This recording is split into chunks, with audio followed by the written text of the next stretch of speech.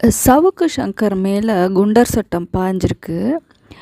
இதை ரத்து செய்ய சொல்லி அவங்க அம்மா வந்து ரெக்வஸ்ட் பண்ணதன் பேரில் 2 நீதிபதிகள் விசாரிச்சிருக்காங்க. அதில் 2 நீதிபதிகளும் ஒருத்தரும் ஒரு தீர்ப்பு கொடுத்துருக்காங்க. ஒருத்தர் வந்து தீர்ப்பு செல்லும்னு கொடுத்துருக்காரு, இன்னொருத்தர் வந்து தீர்ப்பு செல்லாது, ரத்து செல்லாது அப்படின்னு கொடுத்துருக்காங்க. ஸோ இப்போது என்ன கேள்வி அப்படின்னா, சவுக்கு சங்கர் மீது குண்டர் சட்டம் பாயும் அளவுக்கு அவர் என்ன தப்பு செஞ்சார்? அவர் வாயாடி இருக்கார். யூடியூப்பில் பேசியிருக்காரு. அந்த பெண் போலீஸுகளை தப்பாக சொல்லியிருக்காரு, அதெல்லாம் இல்லைன்னு சொல்லலை. ஆனால் அவரை வெளியில் விடாத மாதிரி உள்ளே உட்கார வச்சு, அந்த குண்டர் சட்டம்னாலே 1 year ஜாமீன் கிடைக்காது இல்லையா? ஸோ அப்போ உள்ளே வச்சு அவரை வந்து பனிஷ் பண்ணுற அளவுக்கு அவர் என்ன தப்பு பண்ணார்? சீரியஸ்லி ஒன்றும் புரியல. ஏன்னா அவன் என்னென்னமோ கண்டதெல்லாம் பேசிகிட்டு இருக்கானுங்க, இஷ்டத்துக்கு பேசிகிட்டு இருக்கானுங்க. அவனுங்கள்லாம் விட்டுவிட்டு சவுக்கு சங்கர் வந்து ஆளும் கட்சியை வந்து எதிர்க்கிறாரு, அது ஒரு ரீசனாக இருக்குமா? ஏன்னா எந்த அரசு வந்து ஆட்சியில் இருக்குதோ அந்த அரசு வந்து இப்போ யாராவது அவங்க அரசை பற்றி ரொம்ப ஜாஸ்தியாக பேசிட்டாங்க எதிர்த்து அப்படின்னா உடனே இந்த மாதிரி குண்டர் சட்டம் பாய்ச்சிருவாங்க. சவுக்கு சங்கரோட பேச்சுக்கள், அவரோட கருத்துக்கள், அவரோட இதெல்லாம் பார்த்தீங்கன்னா அதை வந்து எதிர்கருத்து சொல்லலாம். இது இல்லை, இப்போ அவர் சொல்கிறது தப்புன்னா அது நீ எப்படி நீ இதை சொல்லலான்னு சொல்லிவிட்டு அதுக்கு ஆர்கியூமெண்ட் பண்ணலாம். அதை விட்டுவிட்டு அவரை உள்ளே தூக்கி வைக்கிறதுனால என்ன யூஸ் இந்த கவர்மெண்ட்டுக்கு? திமுக அரசு வந்து யாரை குண்டர் சட்டத்தில் போடணுமோ அவங்கள போடலை. ஒரு ஸ்கூலையே நாசம் செஞ்சுருக்காரு செல்வி எனும் ஒரு தனி லேடி. அவங்கள வந்து ரவுடி லேடின்னு சொல்லலாம். அந்த லேடியை வெளியில் விட்டு வச்சுருக்கு. ஆக்சுவலாக குண்டர் சட்டத்தில் அவங்கள தான் ஃபஸ்ட்டு உள்ளே தூக்கி போடணும். அந்த பொம்பளையை வெளியில் விட்டுவிட்டு யாரோ ஒருத்தர் யூடியூப்பில் பேசியிருக்காருன்ற ஒரே ஒரு ரீசனுக்காக அந்த மனுஷனை கொண்டு போய் குண்டர் சட்டத்தில் பாய்ச்சிற அளவுக்கு அவரை கொண்டு போய் வைக்கிறது அளவுக்கு என்ன பெரிய தப்பு பண்ணிட்டார் எனக்கு புரியல. இதில் இந்த வழக்கு தொடர்பாக 2 நீதிபதிகளுக்கும் ப்ரெஷர் கொடுத்துருக்காங்க திமுக அரசு. இதெல்லாம் எதுக்கு? ஏடிஎம்கே ஆட்சியில் இருந்தபோது என்னென்ன கண்டபடி பேசியிருக்காங்க திமுக அரசு. கவர்னரையே கேவலமாக பேசியிருக்காங்க, கவர்னரோட கேரக்டரையே தப்பாக பேசியிருக்காங்க. இந்த திமுக சார்பாக பேசும் சில யூடியூபர்கள் எல்லோருமே பார்த்திங்கன்னா கண்ணா பின்னான்னு அவரை வந்து பொம்பளை பொறுக்கின்ற ரேஞ்சுக்கு பேசிகிட்டு இருந்திருக்காங்க. கவர்னர் வந்து எந்த தப்பும் செய்யாமலே அந்த நிர்மலா தேவின்னு ஒரு லேடி இருக்காங்க. அந்த லேடி வந்து அந்த பொண்ணுங்க கிட்ட பேசும்பொழுது கவர்னர்ன்ற வேர்டை சொல்லிட்டாங்க. என்ன சொன்னாங்க அவங்க? ஆக்சுவலி நான் அந்த விழாவில் நீ பார்த்தனா தெரியும், அந்த கவர்னர் பக்கத்துலேயே நான் வருவேன் அப்படின்ட்டு. அப்படின்னா என்ன அர்த்தம்? கவர்னரோட இவங்களுக்கு ரிலேஷன்ஷிப் இருக்குன்னு அர்த்தமா? அவங்க சொன்னது அந்த அளவுக்கு. இப்போ யாரோ உள்ளே இருக்கிற அந்த மதுரை காமராஜ் யூனிவர்சிட்டியில் யாரோ ஒரு பெரிய விஐபி தெரியும்னு அர்த்தம். அவங்களுக்கு தெரிஞ்சதுனால தான் இவங்க வந்து அவ்வளோ க்ளோஸாக அங்கே நிற்க முடிஞ்சுது. ஒரு அரசியல்வாதி வரும்பொழுது அது ஒரு எக்ஸாம்பிளுக்கு தான் சொன்னாங்க. அந்த பேச்சை ஒழுங்காக, அந்த கான்வர்சேஷன் ஒழுங்காக கேட்டிருந்தவங்களுக்கு அது புரியும்.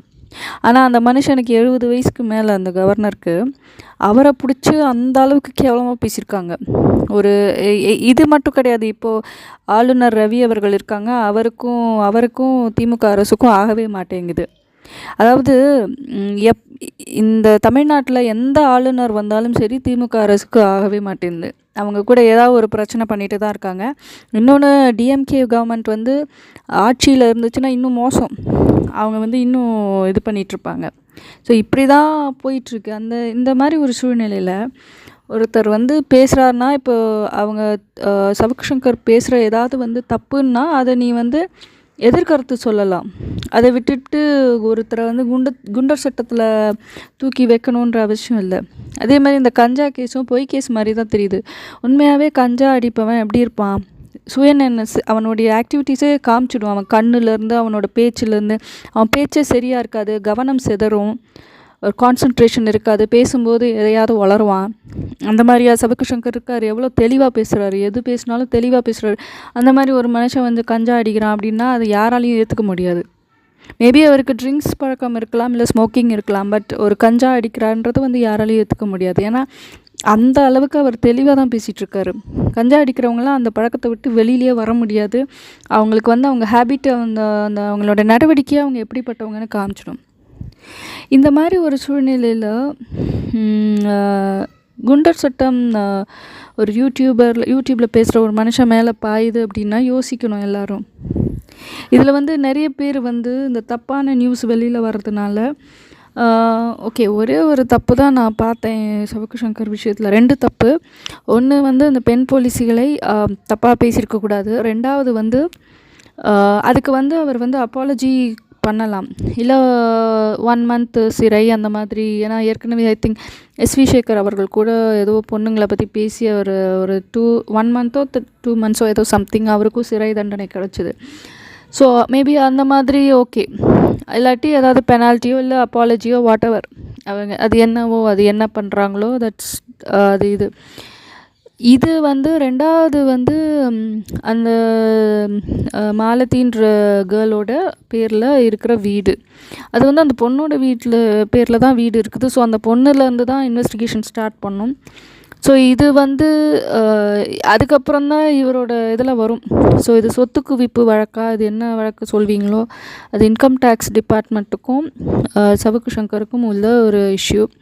ஆனால் அந்த வீடு வந்து ப்ராப்பர்ட்டி, அந்த வீடு வந்து இவரோட பேரில், அவங்க பேர் என்ன, மாலதின்றவங்க பேரில் இருக்கிறதுனால இது வேறு மாதிரி இன்வெஸ்டிகேஷன் தான் பண்ணணும் வழியா டைரெக்டாக சவுக்கு சங்கர் மேலே இது விழாது.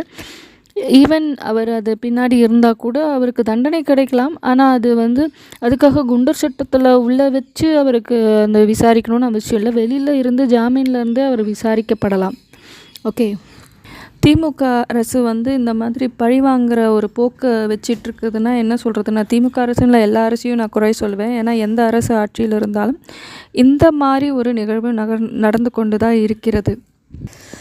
ஸோ முதல்வர் அவர்களோட பையனையே சீண்டினதுனால தான் சவுக்கு சங்கர் இப்போ அரெஸ்ட் ஆகிருக்காருன்னு நினைக்கிறேன். அது குண்டர் சட்டத்தில். ஏற்கனவே திமுக அரசு வந்து குண்டர் சட்டத்தில் அவரை அரெஸ்ட் பண்ண பார்த்துச்சு. அப்போ வெளியில் வந்துட்டார். இப்போ மறுபடியும் அவரை உள்ளே தூக்கி வைக்கிறதுலேயே மும்முரமாக இருக்காங்க. ஈவன் ஹைகோர்ட்லேருந்து அவருக்கு ப்ராப்பர் இது வரலன்னா கூட அவர் வந்து சுப்ரீம் கோர்ட் வரைக்கும் நம்ம லா இருக்குது. ஸோ நம்ம யாராவது பாதிக்கப்பட்டால் சுப்ரீம் கோர்ட் வரைக்கும் செல்ல முடியும். ஸோ சுப்ரீம் கோர்ட்டில் கூட அவருக்கு ஜாமீன் கிடச்சிடும். ஸோ அதனால் வந்து இது ஒரு விஷயமாக சொல்லி இது வந்து ஒரு திமுக அரசுக்கு வந்து ஒரு நெகட்டிவ் இமேஜ் தான் கொடுக்குதே ஒழிய பாசிட்டிவ் இமேஜ் கொடுக்கல. 4000 பேர் படிக்கிற ஒரு ஸ்கூலு, அந்த ஸ்கூலை ஒரே ஒரு லேடி 650 பேர், அதாவது கிட்டத்தட்ட 700 பேரை கூட்டிகிட்டு வந்து ஒரு ஸ்கூலையே டேமேஜ் செஞ்சுருக்காரு. அவர் போடுற அந்த ட்ராமாவை பார்த்துட்டு அந்த பொம்பளையை இப்போ வரைக்கும் அந்த பொம்பளையை கைது செய்யலை இந்த திமுக அரசு. குண்டர் சட்டத்தில் கைது செய்ய வேண்டிய ஒரு நபர் யூடியூப்பில் உட்காந்து கதறிக்கிட்டு எல்லார் மீதும் அவதூறு பரப்பிட்டுருக்கிற இந்த சமயத்தில் அவரை ஒன்றுமே செய்யலை. இவரால் வந்து எல்லோருக்குமே ஆபத்து. அந்த ஸ்கூல் டீமில் இருக்கிறவங்களெல்லாம் கொலை பண்ணணும்னு பேசிகிட்டு இருக்குங்க அவரோட ஜால்ராக்கள். இந்த பொம்பளையே வந்து அரெஸ்ட் பண்ண முடியல. குண்டர் சட்டம் வேண்டாம், அது நியாயமாக என்ன ஒரு தீர்வோ அதை செய்யணும். இப்போ வரைக்கும் அந்த பொம்பளையை விசாரிக்கலை, அந்த பொம்பளையை வந்து அரெஸ்ட் பண்ணலை. அப்படி இருக்கிறது சவுக்கு சங்கரை மட்டும் என்னத்துக்கு இவ்வளோ டார்கெட் பண்ணிகிட்ருக்காங்க? ஏன் அந்த மனுஷன் உண்மை பேசுகிறார் அப்படின்றதுனாலயா? அவர் அரசியல்வாதி, ஓகே, ஆப்போசிட் பொலிட்டிக்கல் பார்ட்டியோட கைக்கூலியாகவே இருந்துட்டு போட்டோம். ஆனால் அவர் பேசுகிறதுல முக்கால்வாசி ஒரு 90% 95% உண்மையாக தானே இருக்குது. அப்போது உங்களுக்கு வந்து ஒரு விஷயம் அவர் பேசுகிறது பிடிக்கல, இல்லை கரெக்ட் இல்லை, அவர் பேசுகிறது தப்புன்னா என்ன பண்ணணும்? ஒன்று நீங்கள் டிஃபமேஷன் கேஸ் கூட போடலாம்.